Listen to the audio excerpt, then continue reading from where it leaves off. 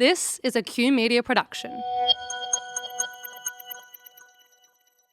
Leading and navigating change across a business can be overwhelming. So many leaders are handed a project by their board or CEO, and suddenly they're expected to create the vision, inspire their team, navigate roadblocks, and make some really hard decisions. It can feel like you're swimming in the ocean at night, not knowing which way to go. So how is a leader supposed to know how to drive change? The challenge is, there's no course or dummy's guide to leading change.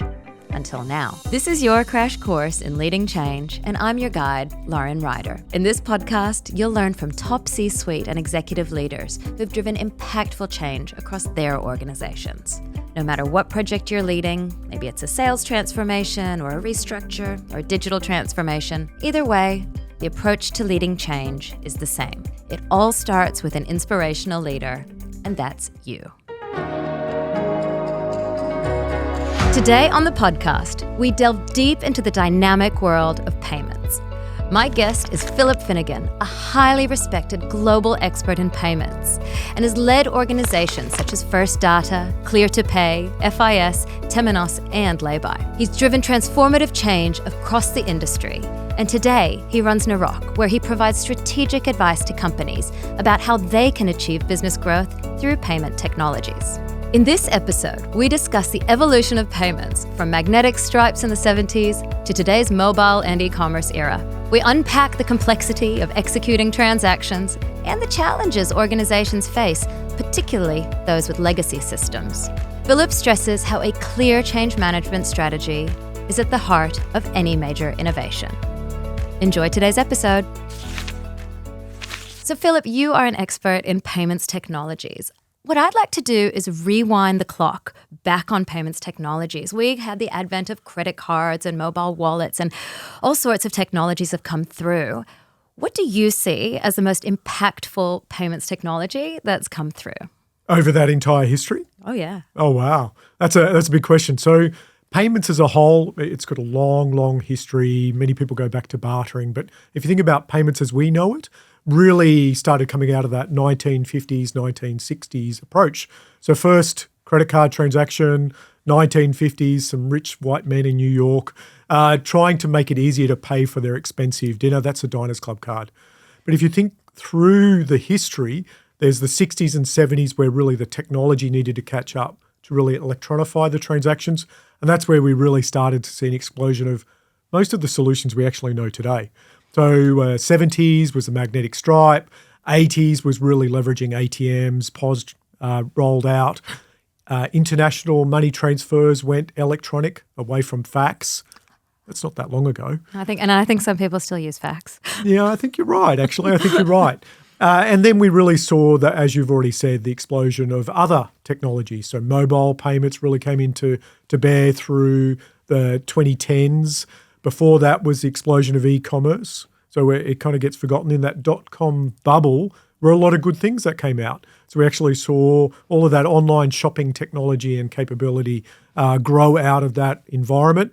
And then today we're seeing a lot of movement towards real-time payments. So allowing money from your account to get to a merchant or another party, person-to-person payments immediately.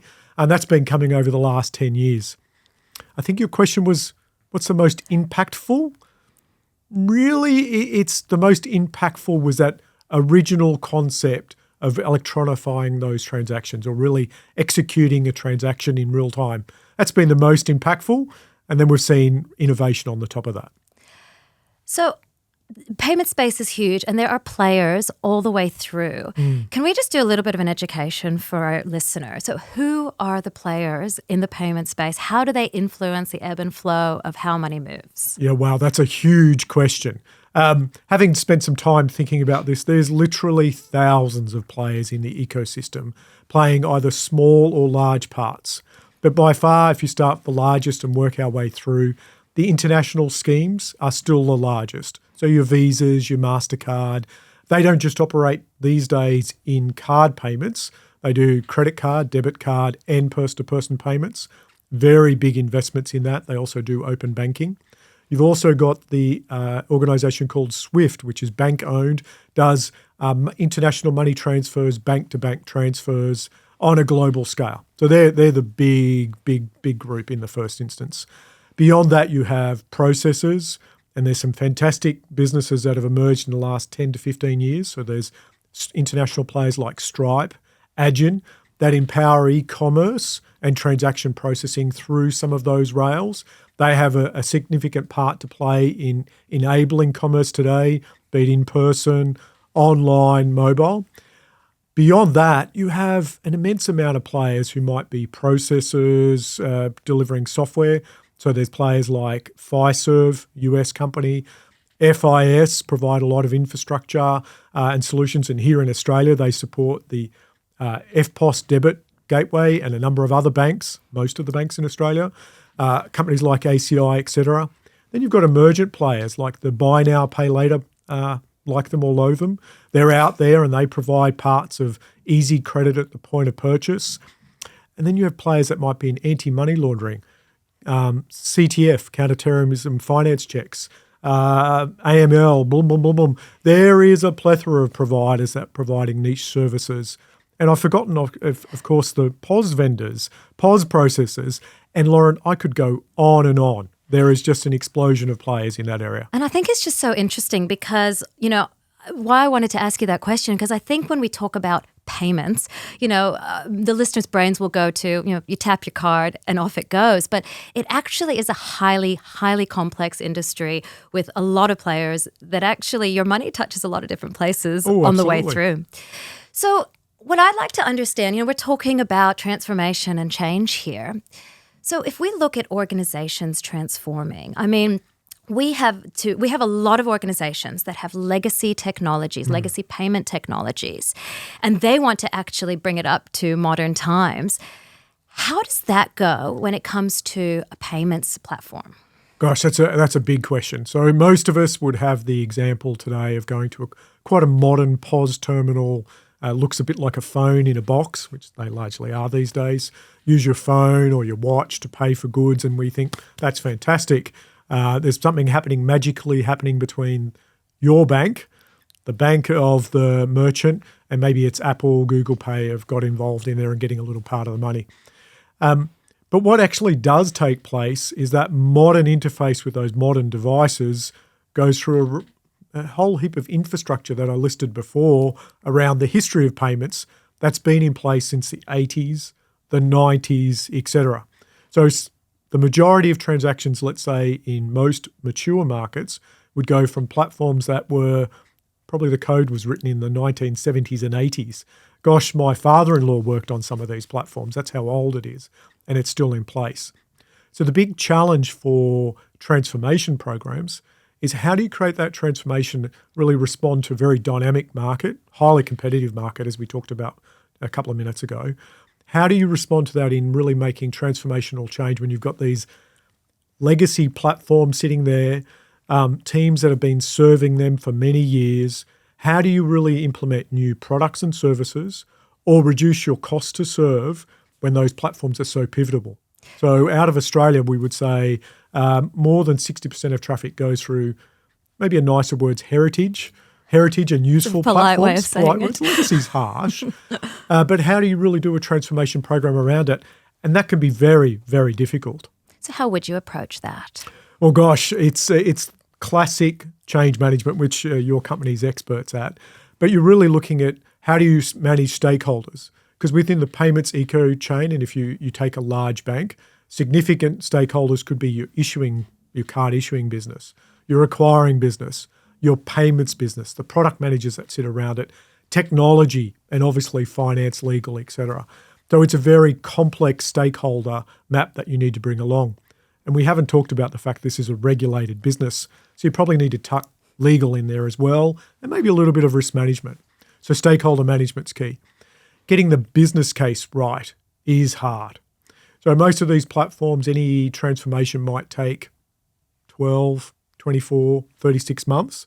Hard to budget across short-term cycles. So really getting that business case, the hurdles in place, I guess ensuring there's appropriate stage gates is really important, and being very clear on what is the objectives of your program.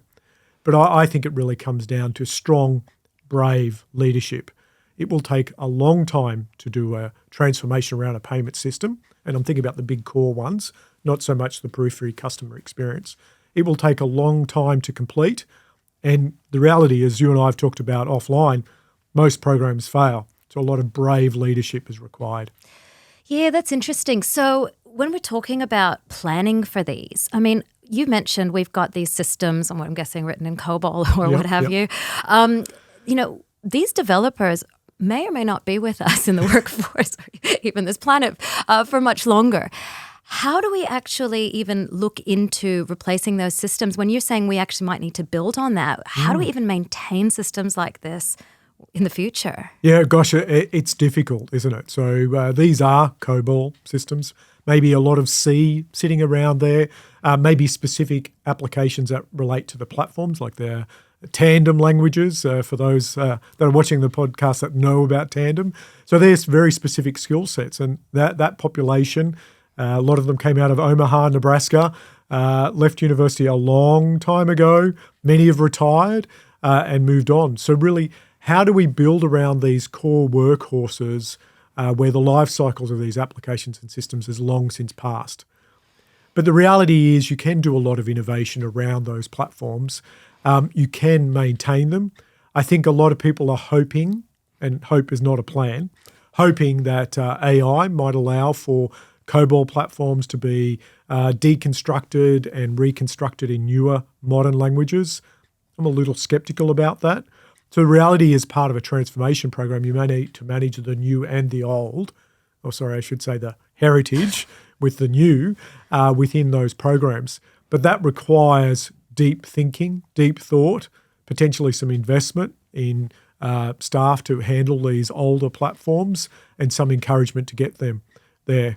We're seeing a lot of success in the industry where people, if I take core banking for a second and payments together, are slimming down that legacy platform, really just eking out some of the skill, the surrounding system capability, and moving those into more fit for purpose modern platforms, but keeping the core engine doing what it's doing today. So that's perhaps the plan for the next 5 years. But gosh, it won't be too long before it's 2030 and we're talking about platforms that are a century overdue, half a century. So you talked about leaders needing to be brave. What are some of the other skill sets that you think change leaders need to be able to drive these payments transformations? A clear mandate.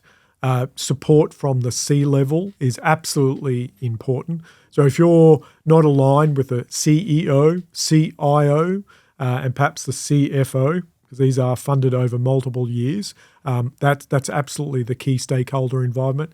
They need to be an engaging, listening leader who sticks with the plan.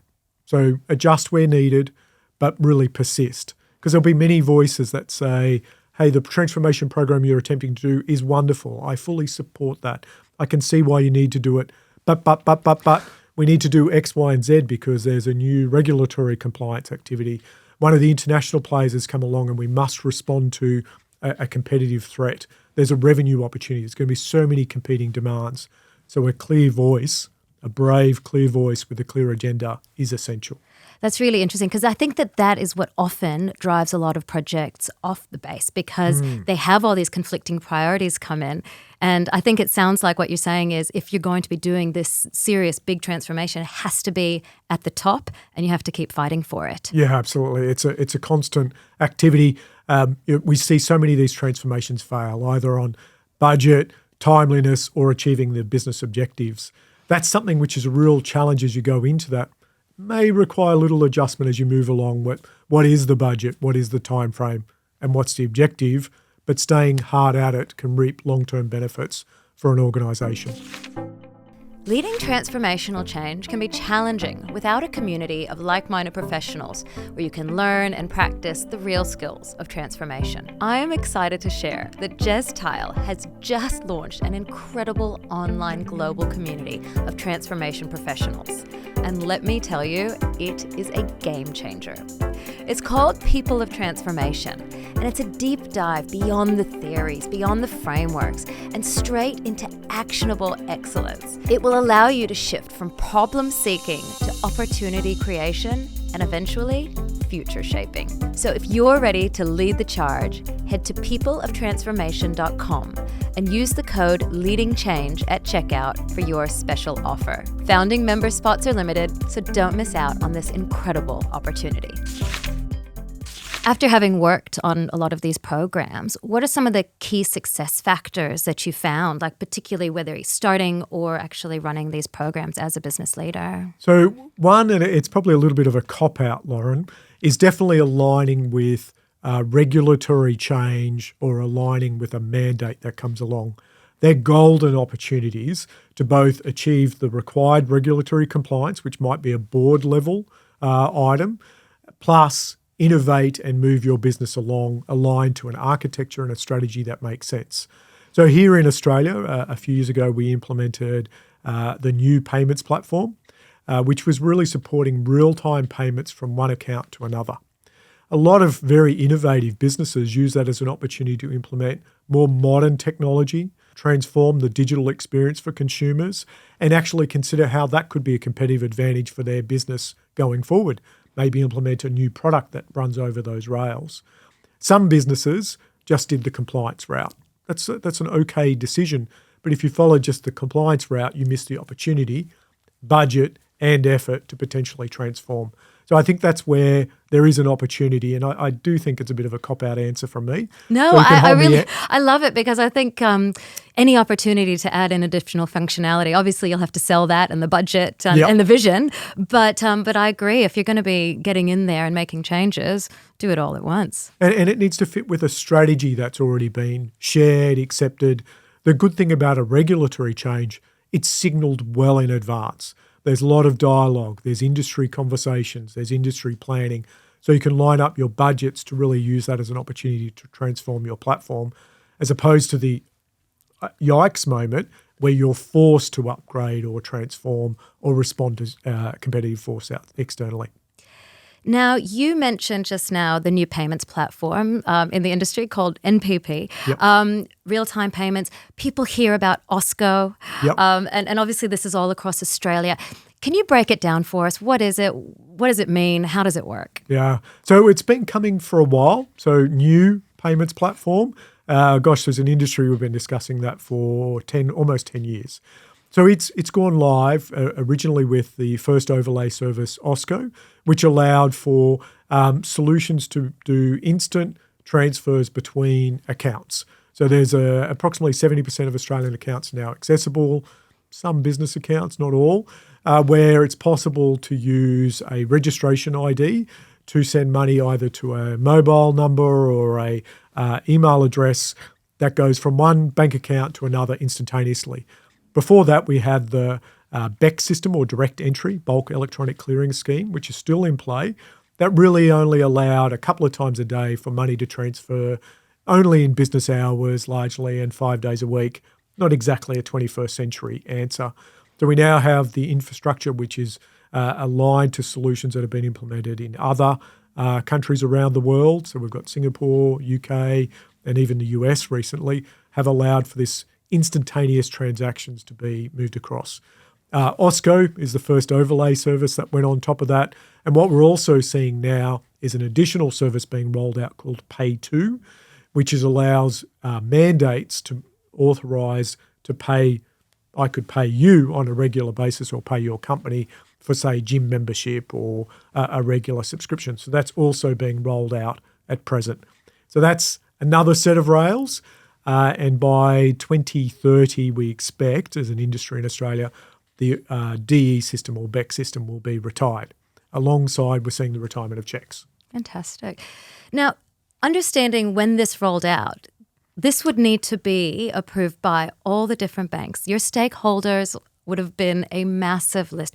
How did the NPP program of itself actually engage all those stakeholders, get everyone on board, doing the same thing at the same time? Because it would have been really complex. Oh, absolutely. And there was one small false start.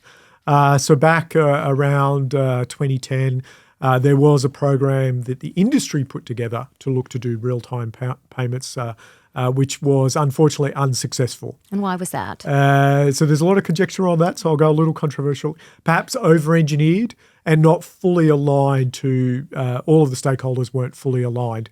In any transformation, there's people who gain power, revenues, etc., and some lose, and that one was unsuccessful. Then the Reserve Bank came out and advised the industry, if the industry didn't move forward with a real-time payments rails and really provide innovation to Australia, that they would legislate or mandate a change. The industry responded, formed the NPP NewCo effectively, and then started working on a project to set up the central infrastructure, the relationships with the bank, settlement rules, etc. So that took some time, but really what was successful about that is they engaged all participants. They engaged the vendor community.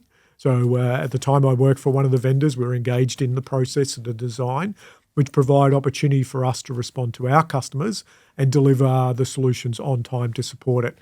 But it does take time in an industry which is perceived as dynamic these days, perceived as ever-changing, which I think it is. It still took time. I'm talking about conversations from 2014 through 2016 and then go live. It took some time, and we're only seeing the value-added services and ramp up now. If you look at other markets which offer similar solutions, some markets in Asia are moving much faster than Australia. How is it different overseas transactions versus Australia? So if we talk about APAC is probably a good example. Australia, we've had very good, reliable infrastructure for payments for many years. Transactions work most of the time. Occasionally there's the odd issue, but it really does work, and it's a reliable service that's seen Australia have the largest tap-to-pay take-up in the world. We've seen Australia's had lots of innovations. We've had great base infrastructure. But if you look at markets like Thailand, Vietnam, they were largely cash-based, significant unbanked population. Similar in India. In those markets, the governments have really supported, plus mandated and driven change to see real-time payments implemented very quickly. If I think about Thailand and Vietnam, real-time payments is now taking up 20-30% of overall transaction volume. Debit cards are starting to grow, and there's a large QR payment capability. So they've leapfrogged some of the infrastructure that we have in place. In India, they implemented a solution called UPI only a couple of years ago. It now processes well in excess of 1 billion transactions a month through the solution. It's been very successful in getting access down to the smallest merchant sitting on the corner, selling just a simple meal to the average person, right through to real-time payments at stores. We're also seeing those markets start to operate and support each other cross-border, which is very exciting. So in other markets, the governments have driven a little bit harder, but they're also starting from an environment where there was high unbanked, low electronic payments in the first place. But very interesting what's happening there. Cross-border payments is an interesting question because, how do we get sort of more seamless transactions across? Because it seems like it's really difficult and it takes forever, where you'll get instant payments in the country and we send it overseas. What are the things that actually are slowing it down? Gosh, it is slow, isn't it? It is slightly better than it used to be. It wasn't so long ago if you were doing an international transfer from, say, the US, a pretty mature market, to Australia, the sender wouldn't know when it was going to be processed. The receiver wouldn't know when they'd receive the money, and they wouldn't know what fees there were. So if you were sending $1,000 what the exchange rate was, the transparency on the pricing and the arrival wasn't there. I'm not talking that long ago. Last decade, that was commonplace. We've seen real innovation with a couple of fintechs globally, and two that really come to mind is Wise and Revolut. I don't know if you've used either of those solutions. I've used Wise. I'm a customer. It was super easy. It is super easy just to set up an account, really intuitive app, very easy KYC, so know your customer checks, very, very thorough there. That's something a few of them have struggled with. That's improved transparency and speed for accounts for certain segments. It's starting to take a big part in business payments. But we still don't see that across the bank transfers. I mentioned Swift earlier. Swift have made a lot of improvements to improve the reliability of data that goes through the environments. Again, those pesky legacy systems held out how much data could go through. So that's been improved. There's more transparency in pricing, so that's fantastic. But if you think about the history of payments, when I first talked about the big players early on, it was a lot of American innovation. That's really where electronic payments really drove. If you look to the Middle East or Asia, you see what's coming ahead of us. So I spoke about UPI before out of India. That's now connected with corridors for international transfers instantaneously through to Singapore. I think they've got Thailand already underway. So really supporting that diaspora, the Indian workforce that work around the world. Thailand's connected with a number of its neighbours to allow instantaneous real-time payments. It's such a vision of the future as we start to see some really cross-border payments work more seamlessly, greater transparency, and I think a good thing for economies as we think globally. There's a term that comes up a lot when we talk about payments, and that is friction. Ooh. And you hear about, you want to lower friction for the customer experience, but you need to raise it for security concerns. And what's your view on that? How do we get it right? Well, I've got a difficult answer since I've spent my career working on reducing payments friction, Lauren. So yes, it is a bit controversial, but it is hard to get right. It is genuinely hard to get right. As an industry, we've worked really hard to make that flawless, easy experience at the point of sale. So in the old days, you'd swipe your card, type in your PIN, select if it's check, savings or credit, and that'd all take some time. Payment might take a couple of seconds now. We just tap our phone. It's all done. You don't even check whether the payment's been successful or not. Online, I bet you save your credit card numbers in your browser. We just click. Yes, you should look a little sheepish there. We just click and quickly get the payment through. But we live in a globally connected, sophisticated world. That seamless processing has had some downsides. We only have to look at the amount of fraud and scams that have really attacked many parts of the world. Those fraudsters operate in very complex and sophisticated schemes, and lack of friction means that they can capture that money quickly, say convert it to Bitcoin, and away it goes, and somebody can be defrauded quickly or scammed. And usually the person that bears the cost of that is the individual, the victim of the scam, or the merchant that's a victim of the fraud. So what the industry started to do lately is start to put in some friction points. I think some of them make sense, and I'll say controversially some of them not so smart. So some of them are really just extra checks. So Lauren, you've never sent money to this person. Maybe the app comes up and says, do you really want to do this? Maybe an additional amount of, maybe a text or a verification through your banking app, maybe a warning. Some of that friction starting to be built back into the environment. Some others not so in favour of, where the first transaction being sent from one account to another is delayed for 24 hours. Gosh, that can be frustrating if you're trying to send money. For instance, I was trying to send money to my daughter recently. Yes, I do know who she is. I do want to get this money. She's hassling me for it. But it took 24 hours because I hadn't sent money to that account before. I think what we're starting to see is some exciting technology using AI, machine learning, to really look at some of those patterns, peer deeper than a blunt instrument to just put that friction. But some friction is required. There are vulnerable people out there. If you look at Australia, the government are finding that we're one of the most, because of the lack of friction and the most quite a wealthy nation, we are seeing a lot of scam victims. So there is a need for some, but yeah, not too much, please, Lauren. I've spent my life working on reducing friction. I don't want more to come back. Sounds like they did a really poor job on change management, because I agree with you. It was fine. It was great. It was smooth. It was seamless. And then suddenly out of nowhere, my payments have been delayed and stopped. So seriously, lack of communication. There is a change management thing, isn't there? Is that really there is probably a communication with businesses, because this affects business payments. There's a communication with individuals. Gosh, we all use the banking apps regularly. Maybe there was something else that could be done there, but it was an immediate response to a serious problem. The amount of scams, particularly through real-time payments, if you think of the flow, if you send money to a fraudulent account, quickly converted, maybe through Wise or Revolut, then put into Bitcoin and sent offshore, the money is gone. So really there needs to be some more checks with onboarding, and again, use some smart tools.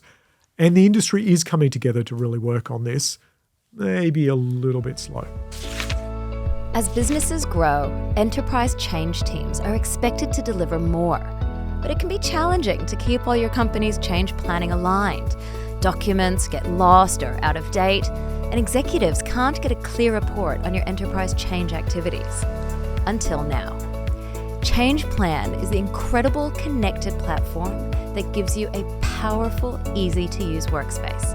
You'll get all your reporting at a click, an automated front door process, an org chart synced in with your HR system, and the best part, there's portfolio dashboards for leaders.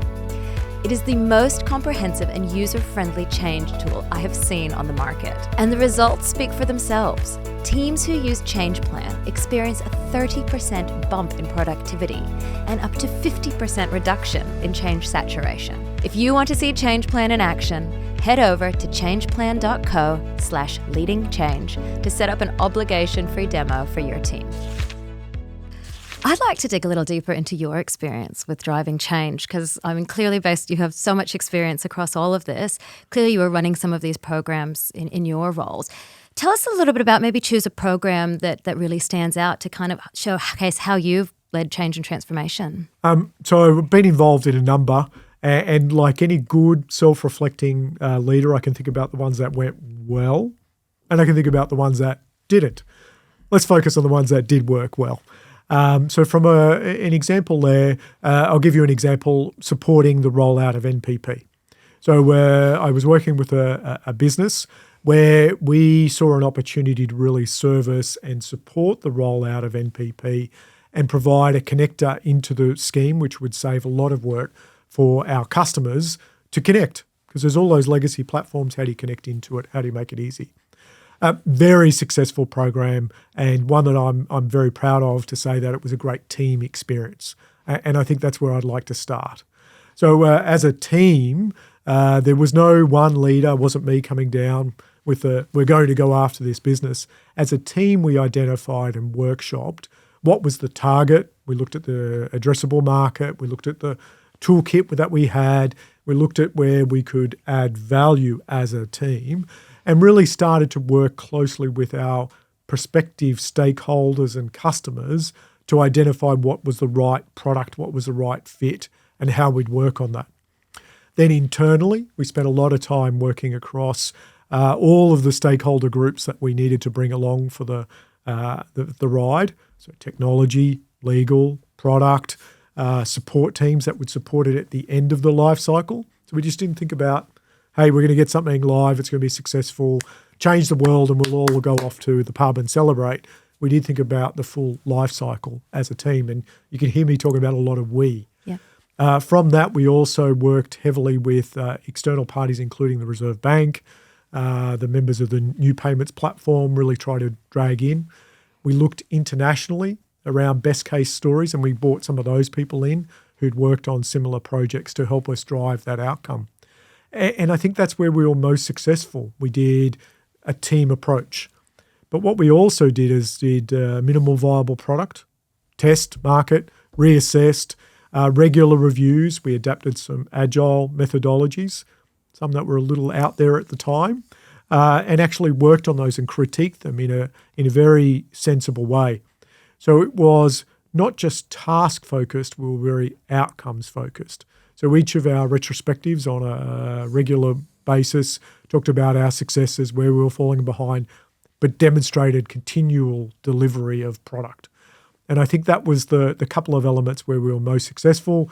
I would say proudly that team, we've created a solution that supports the vast majority of real-time payments in Australia today. Wow, that's amazing. So it sounds like the team itself was really your key to success. So what were the key factors of your team? How would you describe them, and how can you replicate that? It sounds like that was the... It was the team was the special part. Yeah. We spent a lot of time up front getting shared understanding. So workshopping together, There was a couple of key individuals that were architects of the design, the approach, and the business case, but they were collaborative. And it was just in their nature to really work with people across multiple time zones, people in multiple stakeholder situations. They were firm personalities that still sought external views and inputs. So from a team perspective, I did have the privilege of largely a team that I worked with that were hand-picked, but they were diverse and they brought different viewpoints and experience. And we worked out ways that we'd actually check and deal with conflict. We also all shared in the success. So it was something where if we had a success, we called it out, and we also called out fake successes, because I think that's a trap that can happen. Leaders want to encourage the team.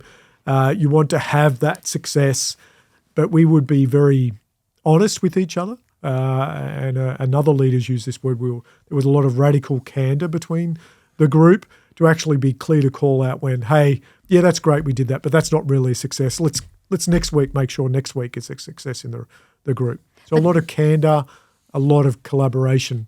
That candor, that radical candor, that requires a huge amount of trust. Yeah. So was that built through the beginnings of the project when you were working together? You learned to trust each other? Yeah, I think we really worked hard to quiz each other.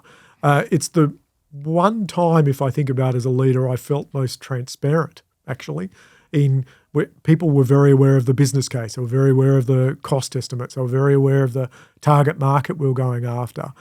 That vulnerability I was able to show in that environment because of trust really did lead to everybody else trusting each other. And there was great deal of trust between stakeholders in sales, product teams and delivery that really just saw a confidence that just was built, that really grew through that entire environment.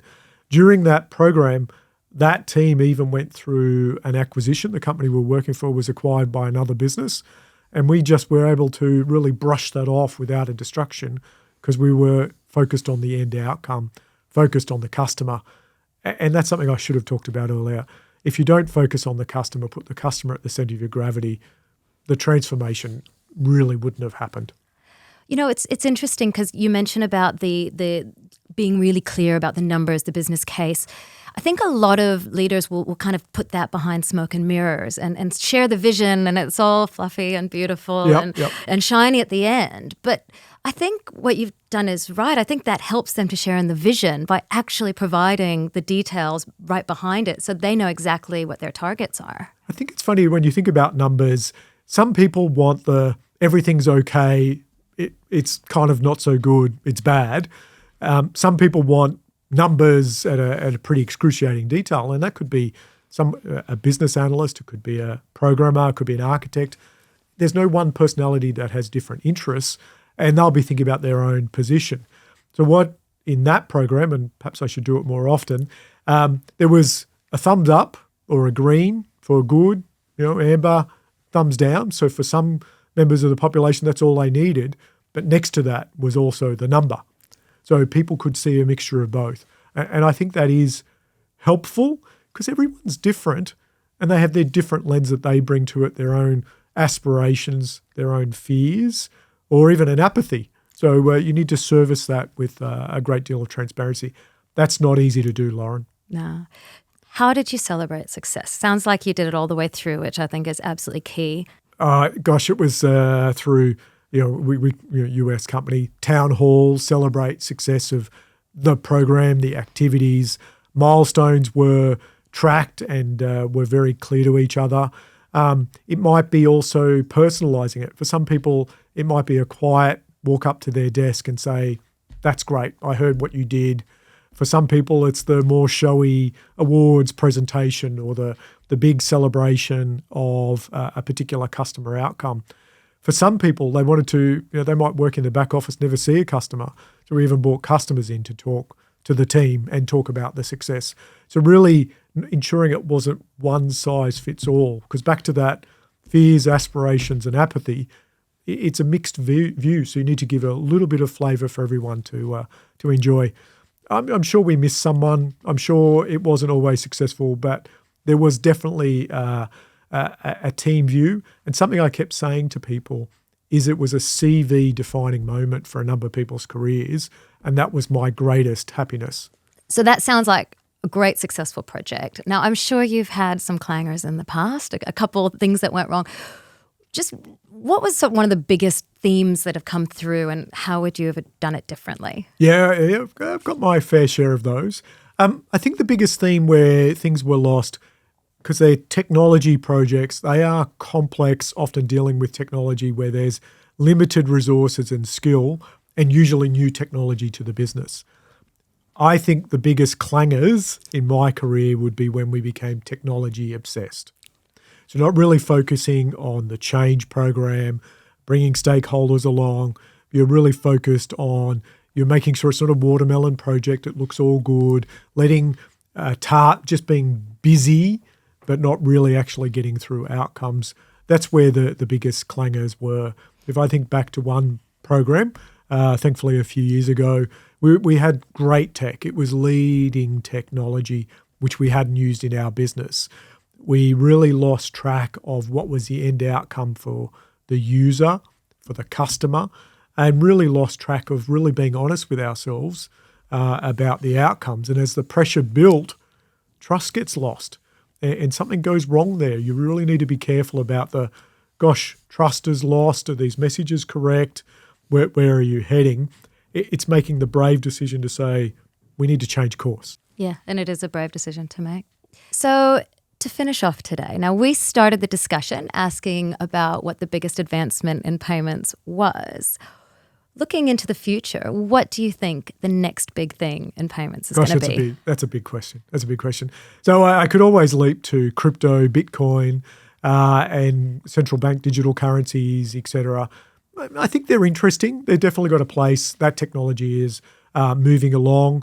It's already really mainstream in many countries, but I'm not sure that's the big one going forward. Our adoption of AI in the age of AI shall be interesting. Perhaps we'll get the nirvana of those personalized experiences when we go and shop and pay for things. I'm not so sure. I'm going to give you a waffly answer and say I'm not sure. I think we'll see biometrics starting to play a bigger role. Maybe not pull out the phone, it'll just be the face to pay for something, true authentication. But then there's that pesky AI issue as we look at deep fakes and et cetera. So as we look ahead, we really need to reap the benefits of some of the technology that's already in place. And from payments, it moves so fast, but real change takes time. So I think we'll see the maturing of what's already in play. Thank you so much, Phillip. I've really enjoyed this conversation. Now, if our listeners want to reach out to you, where will they find you? So I'm very active on LinkedIn. So would love to hear from people on LinkedIn. Would love some feedback and happy to talk to anybody at any time. Wonderful. Thanks for being here. Thanks, Lauren. That was great.